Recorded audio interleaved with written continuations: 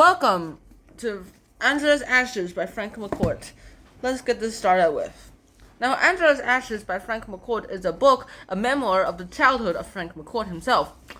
Now, Frank McCourt previously writing this book, before he wrote this book, he was a school teacher and he taught a bunch of high school students. And he apparently says that his inspiration for writing this book was that he told his students about the stories his stories of his life instead of actually teaching English most of the time, mainly because they were all interested and very, how should I describe this? Very surprised and very excited to actually realize that their teacher was a criminal when he was a child and that he stole money to come to America.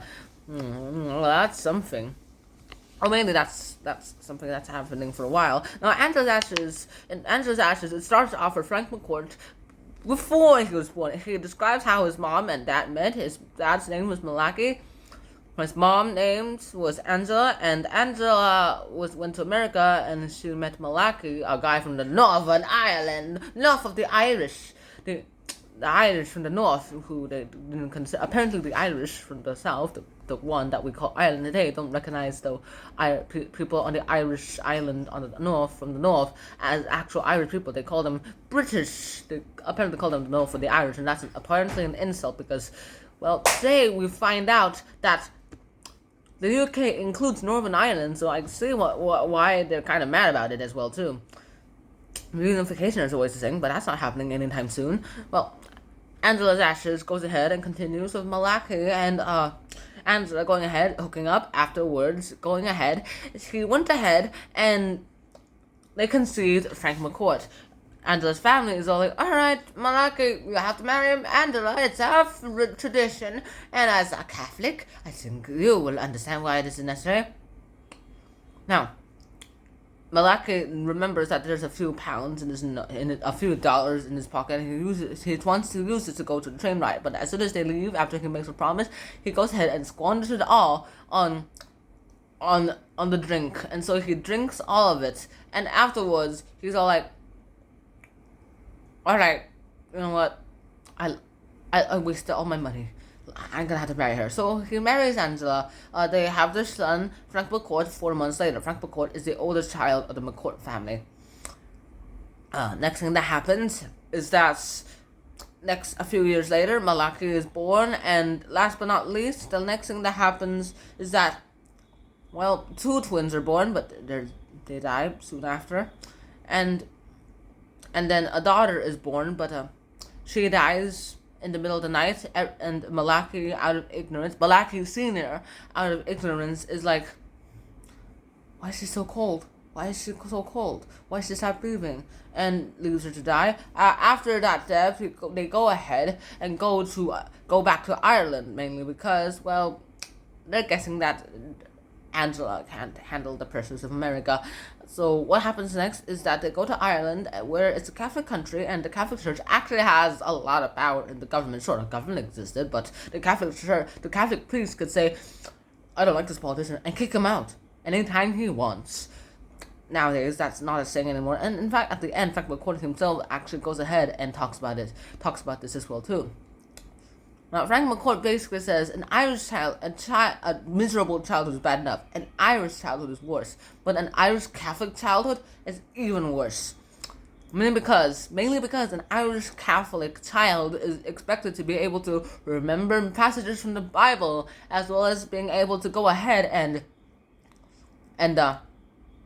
go to mass every day. They're required to go ahead and do other things as well too, and they're required to go ahead to, well, get a beating every time they do one little small thing wrong. If they did 99 right things and 1 bad thing, and you got caught doing the 1 bad thing, even though you also got caught doing 99 good things, well, they're only going to remember that 1 bad thing, the last thing you did, especially if it's the last thing you did, and they'll beat the crap out of you, apparently.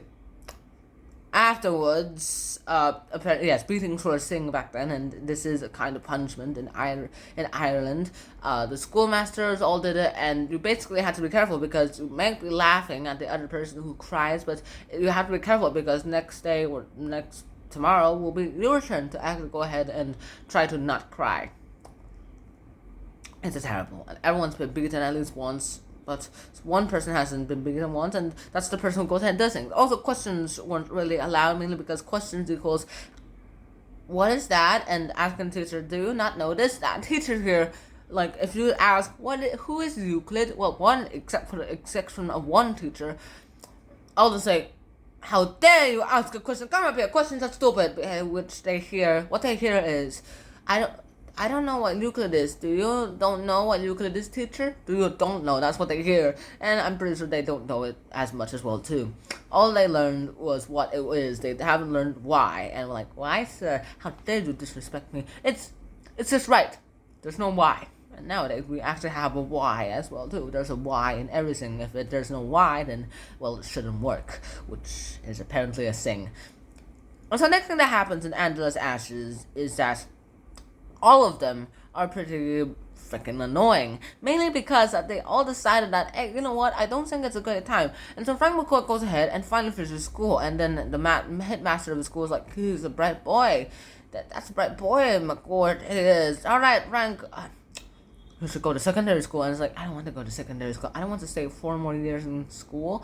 And then his mother agrees that he should go to secondary school. So they go to a secondary school, which the headmaster recommended, and said what the headmaster said to say. And they're like, yeah, we don't have a place for him here, and slams the door in his face. His mother tells him that's the second time the church has slammed the door in his face. McCourt's like, really? I don't remember the first time. It's when you went to the church to become an altar boy, and then the church slammed in the face, rejecting you. No, you should never ever have the church slam the door in your face again. And then a few years later, the church slammed the door in his face once again. So the last thing that happened next up is that Frank McCourt went ahead and did other things. He went ahead, he was delivering messages, and he was delivering messages. He was a messenger boy, and then for a while that happened, he basically got hooked up with one of the messengers, one of the recipients of his messengers, of his telegrams, but then one day she died, mainly because she had consumption. Later, he goes ahead and keeps going to mass every day, praying to God to send her to heaven. A priest hears her, hears him, and he's all like, she's definitely heaven, boy. Don't worry too much. And he eventually starts saving up enough money, and by the age of 19, he has enough money to go to America, mainly because he stole 40 pounds from one of his employers. His employer tasked him to writing threatening letters to people that owe her money so that she can get the money right now, and it catches out. Well, he's gonna get 3 pounds. He's gonna get 3 pounds every time, and 3 pounds for every letter he writes. And he uses vocabulary that he himself doesn't even know as well too. Well, the awkward thing is some of the people he has to write to threatening letters are his mom's neighbors or friends, and they don't know about his job. So he just saves up a little bit of money each and every time, and afterwards, he's able to save just enough money to be able to go ahead and going to America after stealing the 40 pounds after the employer died, of course. He's in America, he's finally in America, and he's asked, "'Tis a grand country, isn't it?" "'Tis." And then it goes ahead and goes along, and this story, this memoir, continues in "'Tis" by Frank McCourt, which I will be reading very short soon because I ordered the book, but it hasn't arrived yet. So that's Angela's Ashes summary, and I'll hope to see you guys soon. And so until next time, Shana, peace. Bye-bye.